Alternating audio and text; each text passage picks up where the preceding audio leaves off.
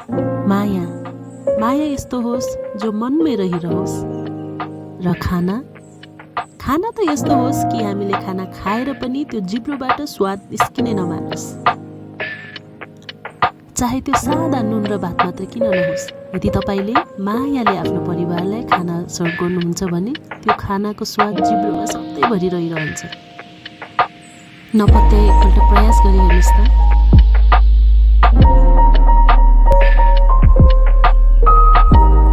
नमस्ते, स्वागत छ यहाँलाई नेपाली फ्यामिली किचनमा। आज म हामीहरूको भान्सामा प्राय जसो पाकिरहने एकदमै सिम्पल भन्दा सिम्पल रेसिपी काउली बनाएर देखाउन गइरहेको छु। हिजो आज हामी मार्केटमा एकदमै राम्रो भन्दा राम्रो काउली देख्छौँ। यो काउली पकाउने हरेकको आफ्नो आफ्नै तरिका हुन्छ। म चाहिँ तपाईँलाई आज एकदमै सजिलो भन्दा सजिलो तरिकाले काउली पकाएर देखाउन गइरहेको छु, ताकि यदि तपाईँले अहिलेसम्म कुनै पनि खाना पकाउनु भएको छैन भने यो तरिकाले बनाउँदाखेरि सजिलैसँग बनाउन सक्नुभएको होस्। त्यसको लागि प्लिज तपाईँ हाम्रो भिडियोको अन्तिमसम्म रहनुहोला। यदि तपाईँलाई हाम्रो रेसिपी मन परेमा आफ्नो साथीभाइ र परिवारलाई पनि सेयर गर्नुहोला। साथसाथै आज मात्रै तपाईँ हाम्रो च्यानलमा आउनुभएको छ, नयाँ हुनुहुन्छ भने हाम्रो च्यानललाई सब्सक्राइब गर्न नबिर्सिनुहोला। सुरु गरौँ आजको हाम्रो काउली सब्जीको रेसिपी। सुरुमा मैले ग्यासमा एउटा सफा कराई बसालेको छु। त्यसमा मैले 2 देखि 3 चम्ची तोरीको तेल हालेको छु। हामीले तरकारीहरू पकाउँदा तोरीको तेल हाल्यो भने यसको स्वाद एकदमै मिठो हुन्छ। अब तेल हल्का तातो भइसकेपछि मैले त्यसमा थोरै 5 फोरन मसला फुराएँ। तपाईँले यसको ठाउँमा जिरा अथवा मेथीलाई मात्रै छुट्टै फुराउन सक्नुहुन्छ। 5 फोरन मसला कालो भएर फ्राई भइसकेपछि मैले त्यसमा एउटा सिङ्गो प्याजलाई काटेर हालेको छु। यसलाई एकछिन चलाऊ।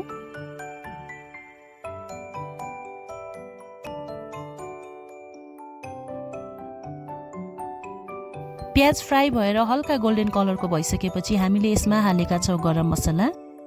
गरम मसलामा मैले हालेँ ल्वाङ, सुकमेल, अलैँची, दालचिनी, मरिच र 2 वटा तेजपत्ता।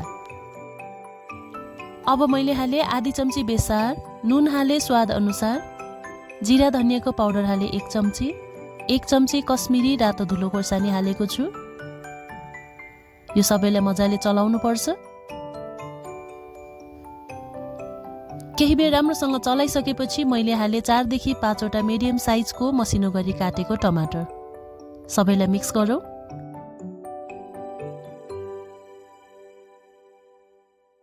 थोरै पानी हालेर टमाटरलाई मजाले चलाउनु पर्छ।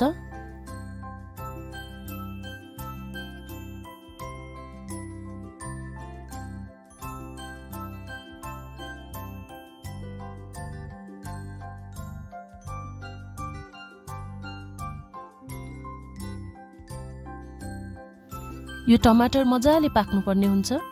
त्यसको लागि मैले थोरै पानी हालेँ।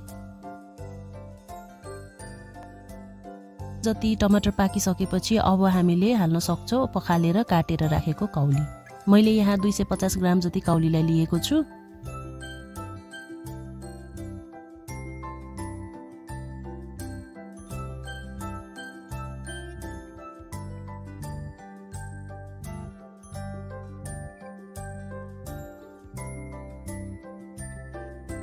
यो बेला भने हामीले काउलीको डाँठ अलि नरम छ भने पनि त्यसलाई हामीले काटेर हाल्न सक्छौँ।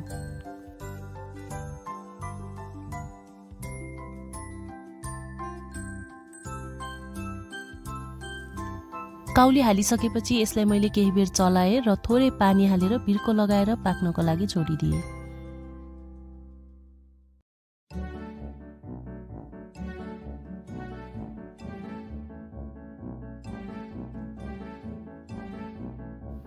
दुई देखि 3 मिनट जति बिर्को लगाएर पकाइसकेपछि अब हामीले त्यसको बिर्को खोल्छौँ र बिर्को खोलिसकेपछि हामी हेर्न सक्छौँ यो काउलीको साइज घटिसकेको छ।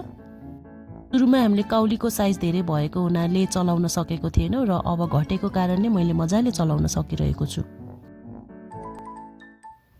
तेजपत्ताको स्वाद हाम्रो काउलीको तरकारीमा आइसकेको हुनाले अब हामीले यो तेजपत्तालाई निकाल्न सक्छौँ। त्यसपछि हामीले सबै काउलीलाई मजाले चलाउनु पर्छ।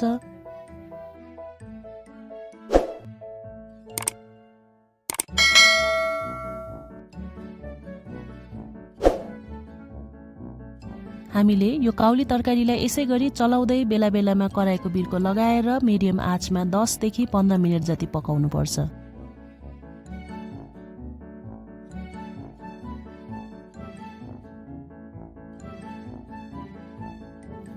हेर्नुस् त हाम्रो काउलीको तरकारी पाक्दै गर्दा यसको कलर कति मिठो आएको छ।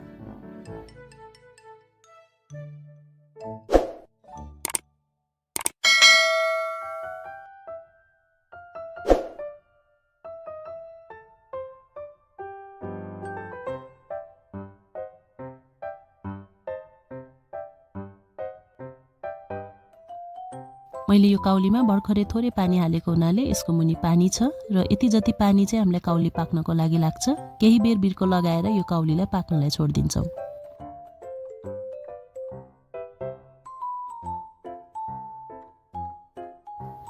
अब बिर्को खोलिसकेपछि मैले त्यसमा हाले आधी चम्ची पिसेको लसुन, थोरै पिसेको अदुवा र यो सबैले मजाले चलाउनु पर्छ।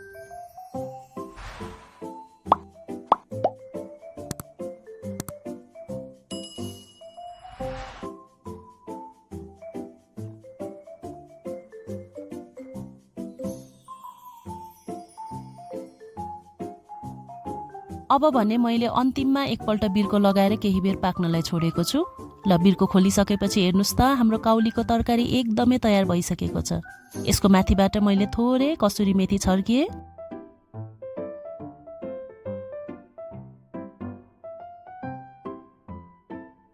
यसलाई अझै बढी स्वादिलो बनाउनको लागि चाहिँ हामीले धनियालाई मसिनो गरी काटेर यसमाथि छर्किन सक्छौँ। मसँग धनिया नभएको कारणले गर्दा यो समय मैले धनिया हालेको छैन।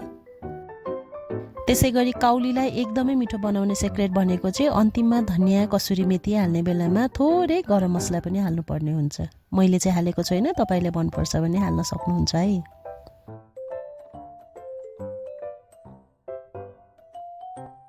भिडियोलाई अन्तिमसम्म हेर्नुभएको लागि धेरै धेरै धन्यवाद।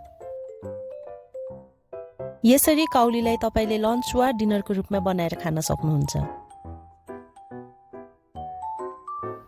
यसरी तयार भएको काउलीको तरकारी हामीले खानासँग, रोटीसँग, चिउरासँग मजाले खान सक्छौँ। तपाईँलाई आजको हाम्रो भिडियो कस्तो लाग्यो? भिडियो मन परेमा लाइक, शेयर र नयाँ हुनुहुन्छ भने सब्स्क्राइब गर्न नभुल्नुहोला। साथसाथै नेपाली फ्यामिली किचनको फेसबुक, इन्स्टा र टिकटक पेजलाई पनि फलो गर्न नभुल्नुहोला। यस्तै मिठो मिठो अनि छिटो छिटो रेसिपीको अरू पनि भिडियो लिएर म फेरि पनि आउने नै छु। तबसम्मको लागि न्यानो भएर बस्नुहोला, स्वस्थ रहनुहोस् र खुसी रहनुहोस्। By by.